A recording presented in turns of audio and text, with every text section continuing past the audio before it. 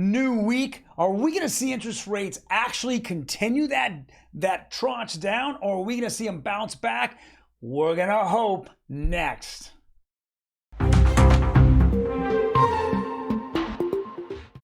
Yes, we're going to do a deep dive on rates this week, as well as what else is happening out in the housing market. We're having Jerome Powell have a couple of conversations, as well as other key Fed members.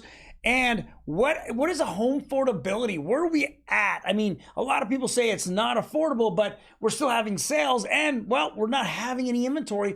All next on Real Estate Daily. Welcome everyone. My name is Troy, and every day we go over the latest news in housing, real estate, and the mortgage markets. Now, we did see a big drop in interest rates last week, big clap out there. I showed homes all weekend. There's a lot going on in Southern California here that I didn't expect to see, but open houses are still pretty brisk, guys. Don't tell me that there's people that can't afford homes, and don't tell me that there isn't people looking for homes. Now, I do have a feeling out there at this moment that there are people that are sitting on the sidelines waiting.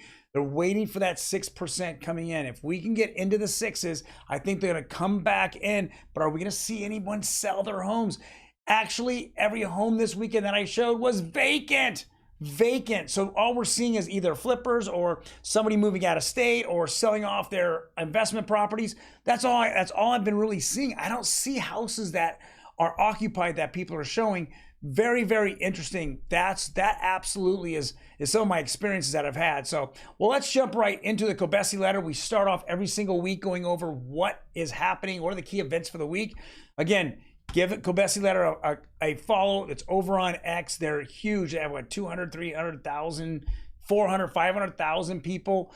This one post from yesterday had 260,000 views, guys. This is how busy they are. Let's go look at it. It says key events this week. Fed Chairman Powell speaks on Wednesday. Initial jobless claims Thursday. Fed Chairman Powell speaks Thursday. Consumer sentiment, which has been down month after month after month. It's been 3 straight months. It's gone down. 10% of the S&P 500 report earnings this week. And then 12 Fed chairmen speak. Now, this is what's very interesting about this is that the jobs claim, and I know that that's been very controversial. A lot of people are calling the jobs claim a complete lie, especially when the biggest employer every single week is the federal government. Every single month, the federal government's employing more people. The federal government's broke. It's been a complete train wreck, but they continue to prop up this market. You take out the the feds or the government hiring anyone, and we are in serious trouble. And that's why the numbers don't make sense. If you're talking about 62% of all American households living paycheck to paycheck, well, this doesn't make any sense why there's unemployment so low. It's more like many people have multiple jobs and they're being counted, each job is counted as a person. That makes more sense to me than it does anything else. And I know that a lot of people out there have been really hard on the federal government's numbers. I am one of them as well. When you see people out there and they're all complaining about, having no extra money around, or some of them, that we run into, or, hey, I got to move out of state. I can't even afford this state anymore. How are we showing unemployment so low? And again, it's two factors that I just talked about. One is the number one, producer every single week in new job growth is the federal government. When you look at non-farm payrolls and you're looking at ADP stuff, we keep showing decline. And then all of a sudden, the jobless claims are not there because the federal government hired everyone. Doesn't make any sense. All right, let's jump into another Kobesi letter. This is very interesting, and this has come today. It says the median home prices in the U.S. is now down almost 6% from its peak. Meanwhile, inventory is 40% lower than the long-term average. And while mortgage demand hits its lowest level since 1994, what does this mean? Okay, does it mean that we're going to crash? Does it mean that we're going to be stable? What does this really mean? And I think I told you at the very beginning of this video what exactly it means. It says higher prices have been almost entirely due to one factor, a major lack of supply. When I'm walking and showing houses and they're all vacant, they're either flip homes, people leaving the state, just already left the state, I should say, and their houses are vacant, or it's an investment property in which they're just done with. They got rid of the tenants, moved on. That's what I'm seeing all the time. It says, but the Fed has stated multiple times that the higher unemployment is needed to fight inflation. Well, if you start unemploying people, what happens? You're talking catastrophe. This isn't something that we should even broach. Is the way to lower inflation is to destroy people's lives? A certain amount of population. Think about that. It is not the way you want to do business, and that's what the Fed is thinking. But the Fed has stated multiple times that the higher employment is needed to fight inflation. Okay. If we didn't have the Fed, we would have rates at 0% for 3-4 years and then turn around and then print, $20 trillion. We wouldn't have had none of that. We would have had a pretty bad market, in 2020 with the flu, and then we would have bounced back. But instead, the government came in and said, oh, well, let's keep rates.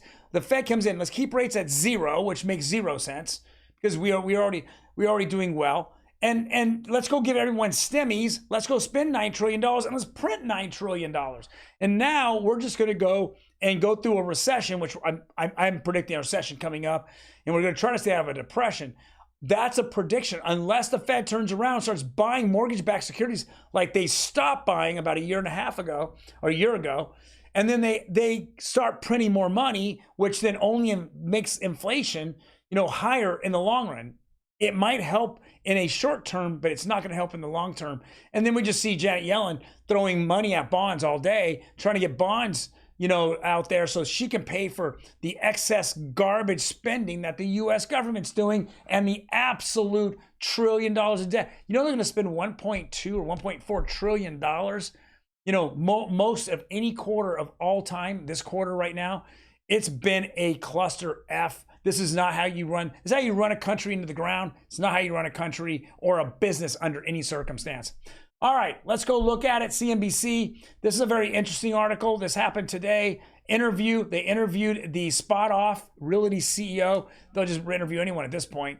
These are opportunistic times for real estate market, says Shop Off Realty CEO. Why does he say that? Well, a lot of you are like going, oh my God, the market's crashing. I keep hearing that all day. I've heard it for 18 months. There's been 18 times people have been wrong over and over and over and over. Why? There's no inventory out there. And who's holding the inventory? It's mostly investors. If you bought a house out of state and you're selling your house here, you're not in a financial bind, guys. It's not happening. It's not happening. You got to think that through, right? If I were buying a house today, wouldn't I have, if there's less inventory and less buyers, I can now go out and buy a house and it's non-competitive. The second rate's getting the 6s and 5s. My God, we're going to see, everyone says that the market's going to crash, but they're thinking crashing down. This can crash up. What does that mean? If you look at other countries that's had crash ups, I think Venezuela had one just recently. What happens is the government just keeps spending and printing money like crazy. So then money becomes so cheap that a loaf of bread costs $20. But take that same example and put it to the housing market. And you go to the housing market, and now because money's cheap and then interest rates are high, we'll ease back on so many of these loans. Boom, all of a sudden now housing market, goes up 20, 30%. Like everything else goes up 20 or 30%. And then we have hyperinflation, and that can be a cause of what we've been doing for the last 2.5 years. All right. DS News, purchase applications wane as housing affordability reached 39-year low. We've seen this over and over. Nothing new here. Like the Gobesi letter says, that the Fed doesn't control the market, housing market. Purchase applications don't do it. New home builders surely don't do it. They make a big deal every time they come out with something. They're only 9% of the market. 91% is a resale market. Stop making the home builders mean something. Who gives a shit what they mean, right? Doesn't matter. All right, let's go over to mortgage rates. So this is Friday. We saw a huge drop. We talked about this on Friday about the 10-year bond just dropped all the way to what, 4.5%. Today it's jumped back to 4.65. It closed at. But we saw these big drops.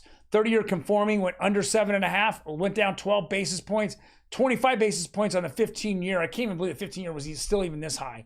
Should be in the 5s. And then 30-year dropped 10 basis points. Good to see, down to 7.2. And 7.25 was my target.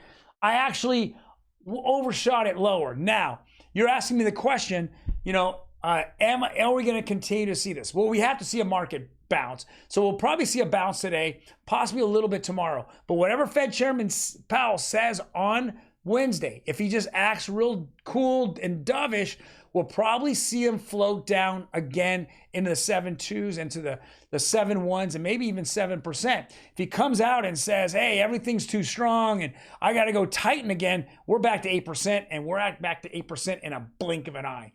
That's how you look at it. That's what he says is moving markets.